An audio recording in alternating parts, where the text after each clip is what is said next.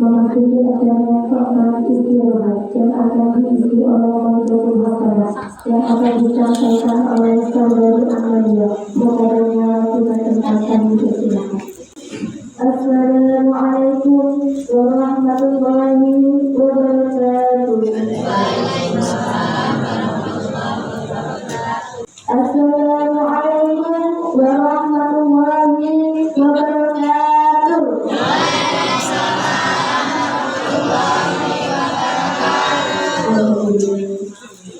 Alhamdulillahirabbil alamin wassalatu wassalamu ala asyrafil anbiya'i wal mursalin wa ala alihi wa sahbihi ajma'in amma ba'du. Al-Mukarram, para alim, para ulama, para tuan guru yang selalu kami taklimi dan kami ikuti fatwa-fatwanya. Yang kami muliakan Bapak Imam, Bapak Bilal, Bapak Khatib, dan khusus masjid lainnya yang tidak bisa kami sebutkan satu persatu. Yang kami hormati Bapak Ibu jamaah salat tarawih yang dirahmati Allah Subhanahu wa taala. Bersyukur kehadirat Allah Subhanahu wa taala yang telah melimpahkan rahmat dan karunia-Nya sehingga kita semua dapat berkumpul di masjid tercinta ini dalam keadaan sehat walafiat. Amin ya rabbal alamin. Selamat bersalat, alhamdulillah kita sanjungkan kepada diri kita Nabi Agung Nabi Muhammad Sallallahu Alaihi Wasallam yang telah membawa umatnya dari zaman kebodohan menuju zaman yang penuh dengan ilmu pengetahuan dan dapat kita laksanakan seperti ini. Bapak Ibu, sering pula menyampaikan dengan tujuan kelas yang terkait di Nabi Mullah Aliyah Pulau Sekolah SMP Islam Terpadu Rododo Kalidin Jalan Kapas Blok L. Di sini saya ingin menyampaikan sedikit ilmu yang saya pelajari dari kitab Mabatul Fikih 2, yaitu mengenai rukun-rukunnya sholat. Bismillahirrahmanirrahim. Kan ibu kiro akan sholati utawi kiro-kiro rukun sholat. Di sini ditanyakan Bapak Ibu, ada berapa rukun sholat itu? Jawab akan utawi kiro-kiro rukun sholat itu ada 14 apanya rukun itu. Kita ada yang 14, ada yang 17 ya. 17 itu kan karena tidak digabungkan bisa-bisaan. Dan lainnya 14 itu yang digabung bisa-bisaan. Atau yang pertama yaitu al-awal, sekalikan awal itu al-qiyamu gimana? Yang berdiri kedua puasa, berkati dalam sholat subuh. Rukun yang pertama yaitu gimana Bapak Ibu? Gimana itu yang seperti apa sih Bapak Ibu? Gimana itu adalah berdiri ya. Gimana kedua rangka puasa berdiri sebagai mampu di dalam sholat subuh. Jadi barang siapa yang mampu berdiri ketika sholat subuh maka hukumnya wajib untuk berdiri ya. Nah kalau sholat hukum sholat sunnah itu ketika walaupun mampu berdiri tetapi ketika dilaksanakannya dengan duduk itu diperbolehkan, tetapi sebenarnya hanya dapat setengah ya.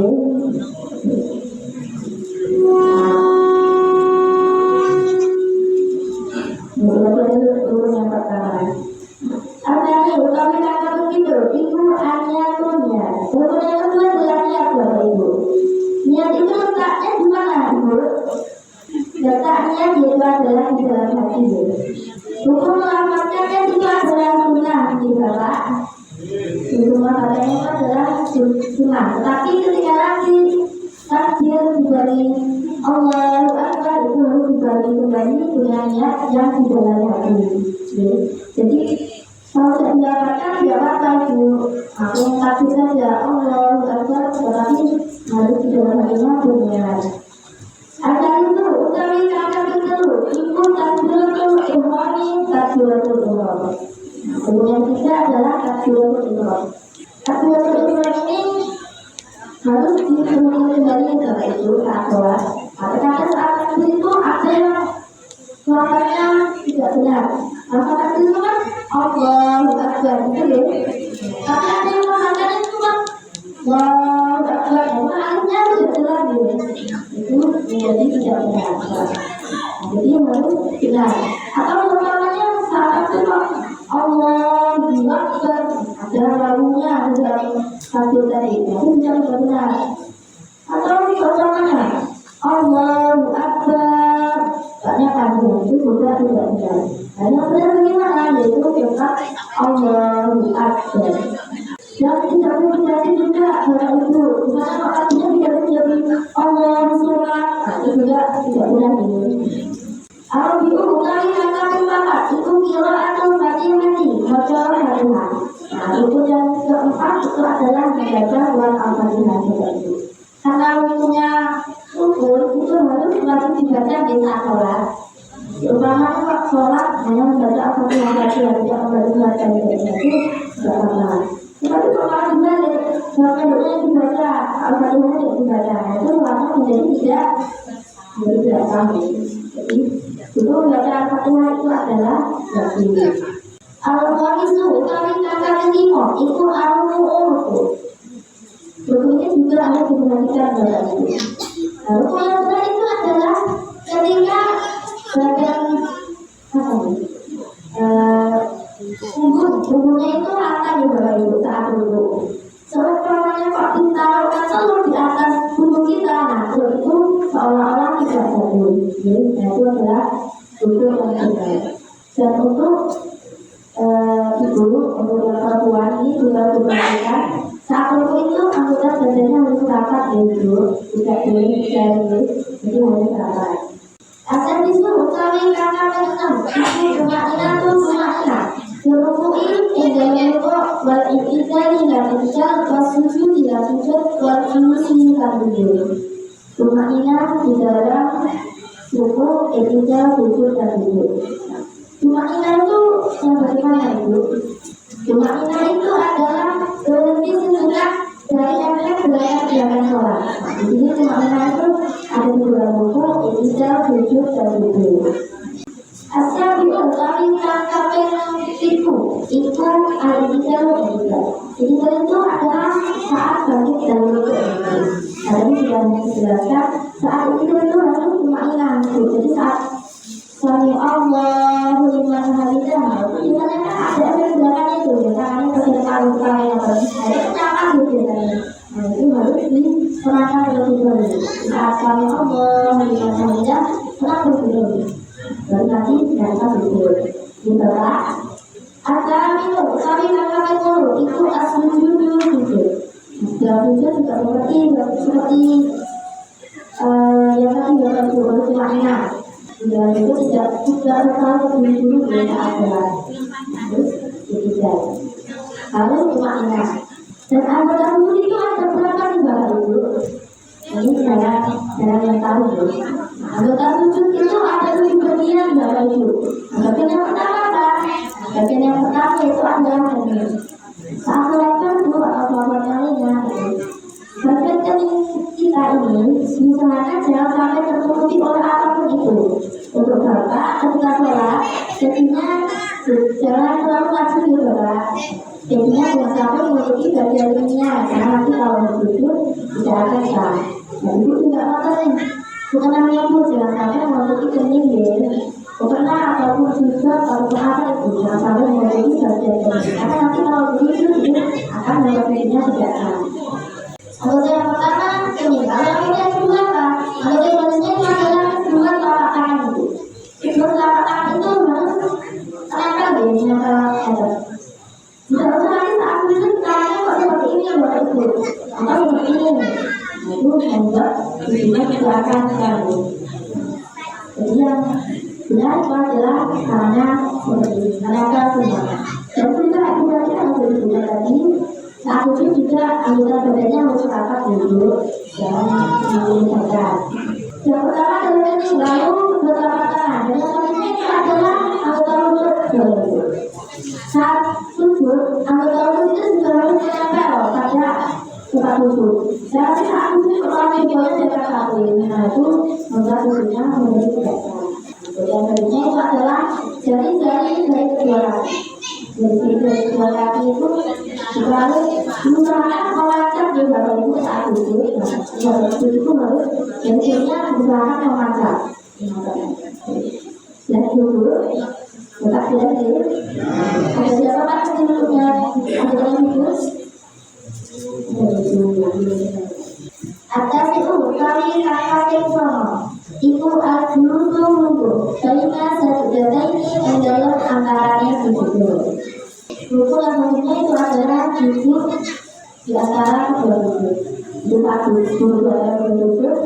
Itu yang mana sih? Yang kedua mana? Yang kedua saat kita baca pilih warna hati, warna kuning, warna kaki, warna jumbo, warna ini, warna api, warna ada. Itu saya mengatakan duduk di antara kedua duduk. Al-Ajiru tadi katakan sama ibu al-Juru Al-Juru Al-Akhiri Al-Akhir duduk karena baca tasawuf akhir. Di saat tasawuf akhir itu posisinya harus duduk kalau ibu tidak boleh orang membaca tasawuf akhir sambil berdiri. Itu tidak benar. Di saat membaca tasawuf akhir itu kita harus sambil duduk. Al-Hati Al-Farah Upari kakak sholat itu atas syahudul atau tasawuf al-akhir membaca tasawuf akhir itu sudah termasuk itu. Dan membaca tasawuf akhir itu bacanya sampai kasih berarti. Jadi bacaan tasawuf akhir itu adalah at-tahiyyatu mubarakatun sholawatun thayyibatullah. Assalamu alayka ayyuhan nabiyyu wa rahmatullahi wa barakatuh. Assalamu alayna wa ala ibadillahi sholihin.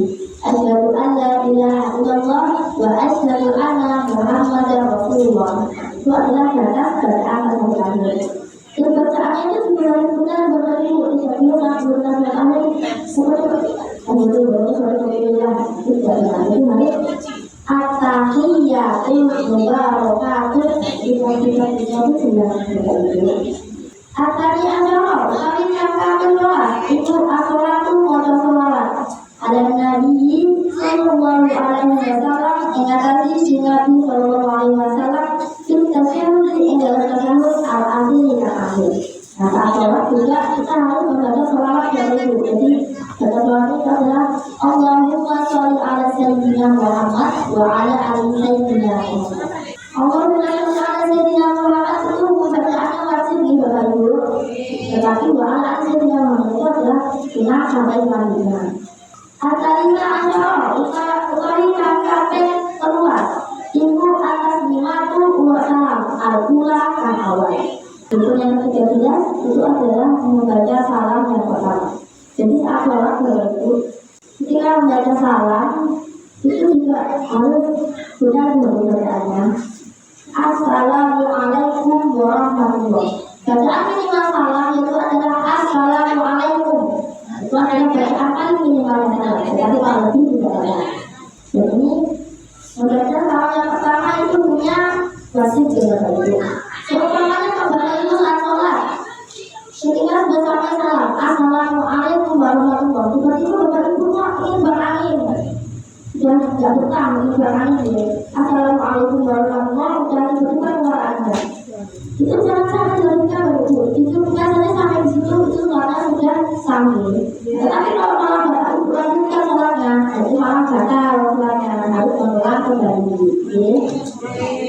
Itu yang pertama itu adalah Arabiu utawi kakaten Arabiu adalah utawi kakaten 14 itu agar timbul tertib atau berdoa. Jadi saat sholat itu dalam sholatnya itu dicari tertib dan benar kita harus tertib berdoa.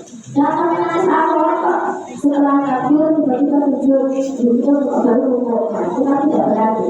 Ini harus tertib atau berdoa. Kalau dia kita ada 14 rukun sholat. Dan saat sholat Bapak Ibu, berdoa juga terasa tinggal Bapak Ibu. Umpama Bapak Ibu sholat zuhur, terus sholatnya tidak ada rukuk. Nah, rukuknya termasuk rukun dia harus wajib dilakukan. Sholatnya itu tidak ada rukuk semuanya. Jadi itu prosesnya Bapak Ibu. Itu tidak sahih karena rukuk itu adalah termasuk wajib. Jadi saat sholat harus yang rukun-rukunnya ini yang masih wajib dilaksanakan itu harus tetap dilaksanakan. Itu rukun 14 rukun. Nah, semoga nanti saat ulang bisa melanggar yang benar-benar melanggar dulu. Saat sholat yang bisa ada dikoreksi apakah saya salah atau tidak. Itu itu yang bisa dapat saya sampaikan. Dalam tentunya saya mohon maaf yang sangat sebesar-besarnya dari Bapak Ibu. Allah mungkin bila apa